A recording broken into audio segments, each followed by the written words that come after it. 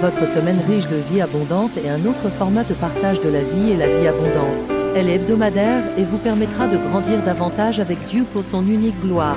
Ne la ratez pas et ne la gardez pas que pour vous, mais partagez-la car il y a plus de joie à donner qu'à recevoir. Demeurez pleinement bénis. Bien-aimés, nous rendons grâce à Dieu dans sa fidélité. Il nous accorde la grâce encore de vivre. Son souffle est renouvelé en nous et c'est avec joie que je vous retrouve dans cette semaine riche de vie et de vie en abondance. Et nous avons commencé cette nouvelle saison avec un thème. Le thème est relatif au cœur. Donc, nous allons le poursuivre. Et aujourd'hui, le thème qui nous accompagnera le long de notre semaine, avec lequel vraiment nous allons travailler, s'intitule « La commande du cœur ». La commande du cœur. Bien évidemment, au sujet de la garde du cœur, nous avons dit pourquoi nous devons garder notre cœur. Et nous avons eu soin de partager des références bibliques qui riment avec ce sujet. Et relativement à la commande du cœur, quelqu'un me dira, mais c'est quoi la commande? La commande. Et ça me rappelle en fait le commande de télévision que nous utilisons souvent à la maison pour zapper les chaînes. Quand j'ai vu le thème, je me suis dit tout de suite, c'était l'image que j'ai eue dans mon cœur. Je dis oui, quoique ce thème, vraiment, ça peut cadrer pour exprimer comment diriger notre cœur, comment nous orienter, comment veiller sur notre cœur, comment en prendre soin. Et si vous voulez le test qui a directement retenti dans mon cœur à ce sujet, se trouve dans le psaume 1. Le psaume 1, donc je vais le lire dans ma version de parole de vie. Psaume 1, dans la version parole de vie, qui dit ceci. Un instant. Il dit ceci. Voici l'homme heureux. Il n'écoute pas les conseils des gens mauvais. Il ne suit pas l'exemple de ceux qui font le mal. Il ne s'assoit pas avec les moqueurs. Au contraire, il aime l'enseignement du Seigneur et le redit jour et nuit dans son cœur. Comme un arbre planté au bord de l'eau, il donne ses fruits au bon moment et ses feuilles restent vertes. Cet homme réussit tout ce qu'il fait. Pour les gens mauvais, c'est différent. Ils sont comme la paille emportée par le vent. C'est pourquoi, au moment du jugement, ces gens-là ne sont pas acceptés. Quand ceux qui obéissent à Dieu se rassemblent, il n'y a pas de place pour les gens mauvais. Oui, le Seigneur veille sur la vie de ceux qui lui obéissent, mais le chemin des gens mauvais les conduit à leur perte. Donc, nous définissons la commande comme le fait de savoir diriger, orienter, veiller sur, entretenir. Et oui, comme je l'ai dit la fois dernière, il nous revient de responsabilité de le faire, surtout en Jésus-Christ, parce que nous avons tout en lui, tout pleinement en lui. Et comment y arriver concrètement? Eh bien, pour diriger notre cœur, la première des choses à laquelle nous devons nous référer, c'est la fuite du mal. La fuite du mal, s'éloigner du mal, de la perversité. Et aujourd'hui, la subtilité avec tout ce que nous vivons, où les lois justes sont appelées aujourd'hui des lois injustes, c'est-à-dire on vote des lois contraires à la volonté de Dieu dans certaines nations occidentales et même bien d'autres. Ça peut vraiment être impossible d'être en mesure de faire ce travail convenablement. Et c'est d'abord notre motivation que nous devons regarder en toutes choses, dans nos pensées, dans nos actes, dans nos agissements. Pourquoi je veux faire ça? Est-ce que je veux faire ça pour montrer que ouais, je suis là, je suis capable de quelque chose? Et si la réponse à cela ne répond pas à la volonté parfaite de Dieu, eh bien, je sais que c'est le mal. Et je dois m'en retrater. Je dois m'en dessaisir. Ah oui. C'est de petits exercices qu'on peut faire sur soi-même, ne serait-ce que même dans la discipline hebdomadaire pour ceux et celles qui ont pour habitude de faire la nourriture de la semaine dans le frigo déjà à la fin de la semaine. Et parfois, le frigo, pardon, est bien rempli de tout ce qu'il faut pour la semaine.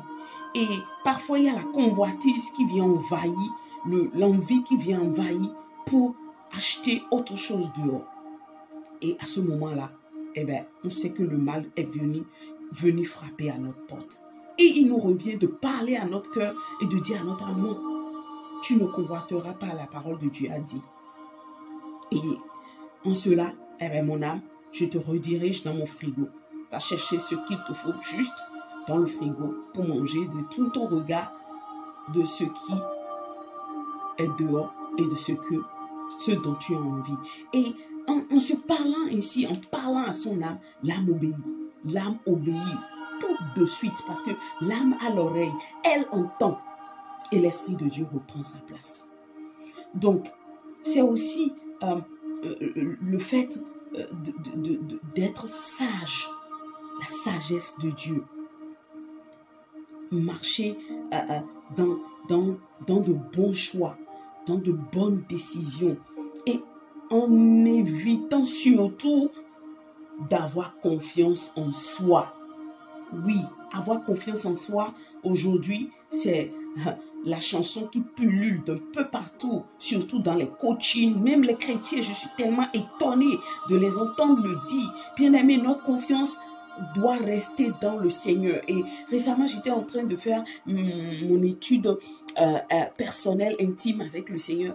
Et la parole qu'il m'a dit, c'était la semaine dernière. Il m'a dit, Balbine, ces temps-ci, c'est des temps difficiles, vous en criez haut et fort. Mais savez-vous que seuls ceux qui s'appuieront sur moi en vérité pourront triompher de toutes les attaques de l'ennemi en ces temps-ci. Et j'avais remué la tête parce que ça m'a beaucoup parlé. Ça m'a beaucoup parlé. Donc, notre sagesse ne va pas consister en la sagesse des hommes ou en ayant confiance en nous-mêmes. Non, notre confiance doit rester dans le Seigneur. Et c'est en mettant sa confiance dans le Seigneur qu'on aura la force d'aller de l'avant. Souvenons-nous que la parole de Dieu dit que le vouloir et le faire vient de Dieu lui-même. Donc, ces points que je suis en train de vous énumérer ne sont pas les b.a.-ba qu'on va prendre intellectuellement, c'est-à-dire, oh oui, je les connais et être en mesure de les faire. C'est pas possible. C'est en se confiant dans le Seigneur, c'est en suppliant le Seigneur, c'est en demandant son aide, c'est en respirant des temps de prière intime dans le cœur pour dire voilà une nouvelle journée, aide-moi, dirige-moi, montre-moi comment faire, montre-moi comment agir. Et son œuvre agira pour vous, son esprit agira pour vous. Et en le faisant de tout cœur, on finira par y arriver. On finira par y arriver. Et je peux aussi apporter un autre point, c'est d'interroger le Seigneur en lui disant, sonde mon cœur, révèle-moi mes intentions cachées que j'ignore. Et il va vous les montrer. Il va vous les montrer. Parce que parfois, on est surpris d'avoir une réaction par rapport à une situation donnée. On se dit, après recul, mais quand même, je suis chrétien, je suis chrétienne. Je n'aurais pas dû faire cela. J'aurais dû parler d'une autre manière ou d'une manière ou d'une autre. Et à ce moment-là, eh bien, on a encore, c'est sûr que c'est l'Esprit de Dieu qui est venu nous interpeller pour nous montrer que on te fiait en toi. Même tu as vu, non? Tu ne savais pas que tu avais ça en toi. Tu ne savais pas que tu as toujours encore la colère enfouie en toi, la jalousie enfouie en toi, la méchanceté enfouie en toi. Et c'est en demandant à Dieu, sonde mon cœur, révèle-moi les choses cachées qui va te les faire monter. Peut-être pas ta pensée, peut-être pas des pensées qui vont monter en toi, ou pas des rêves ou visions et autres. Et tu vas comprendre, tu comprendras, tu comprendras. Et un autre point est le fait de ne point uniquement écouter les enseignements, je viens de l'aborder, mais les mettre en pratique surtout. Mettons en pratique ce que nous apprenons. Mettons cela en pratique, ça va nous aider à aller de l'avant, à croître, à aller de gloire en gloire. Et il y a un dernier point qui a fortement, vraiment, qui m'a fait frémir au-dedans de moi. C'est le point intitulé « Veiller sur sa bouche ». Et j'ai dit, mais Seigneur, veillez sur ma bouche. Il me dit, oui, veille sur ta bouche. Parce que parfois, il y a certaines choses que il n'y a pas besoin de le dire. C'est vrai que je juge aussi vos pensées. Mais quand tu veilles ta bouche et que tu en as pensé, que tu en as gardé pour toi, d'un moment à l'autre, je finirai par te le révéler et tu sauras quand même te repentir sans pour autant blesser ou faire mal à ton semblable. Wow! Et j'ai dit, ah Seigneur, j'ai pas vu ça comme ça. Ok. Donc, ce point-là, je le découvre et je le partage avec vous. Et je suis sûre que quand vous allez vous asseoir vous aussi pour méditer davantage sur comment vous pouvez diriger votre cœur, ne serait-ce peut-être en une journée, une semaine, un mois, ainsi de suite, vous allez voir, beaucoup de choses vont changer, beaucoup.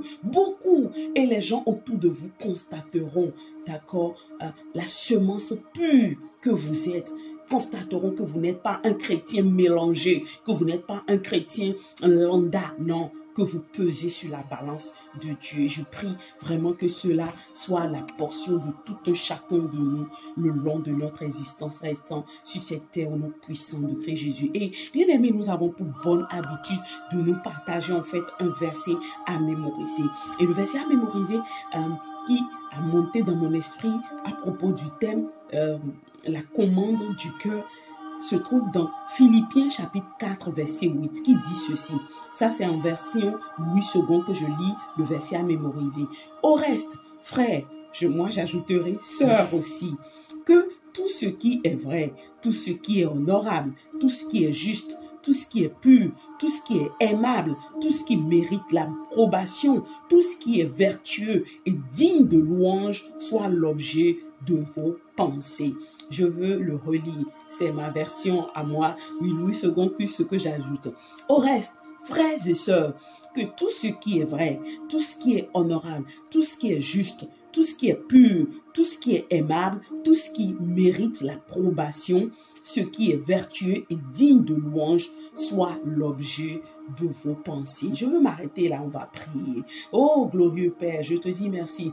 Merci pour ce temps de partage qui est riche d'instructions et de découvertes nouvelles. Seigneur, sur les points avec lesquels nous pouvons travailler sur la commande, par la commande de notre cœur. Et je veux prier pour moi-même d'abord. Et oui, Père, afin que tu m'aides à la mettre en pratique dans le puissant nom de Jésus. Oui, je sais que tu m'as aidé jusque-là et je veux te dire, Ebenezer, mais mon désir c'est d'aller de l'avant. Je veux aller de gloire en gloire avec toi, surtout dans ce temps où il y a trop de mélange dans le corps de Christ et que ton silence est un objet de jugement, oui, pour mettre à part ceux qui sont véritablement pour toi et ceux qui ne le sont pas. Je te prie, Papa, que tu me donnes la force d'aller de l'avant avec toi pour la mise en pratique de cette parole, savoir garder mon cœur dans le nom de Jésus, savoir veiller sur ma bouche, savoir veiller sur les portes de ma bouche dans le puissant nom de Jésus, marcher dans ta sagesse, oui, et abandonnant la confiance en moi-même et savoir veiller sur mon âme contre les œuvres de la chair. Je prie que cette force me vienne de toi dans le nom puissant de Jésus.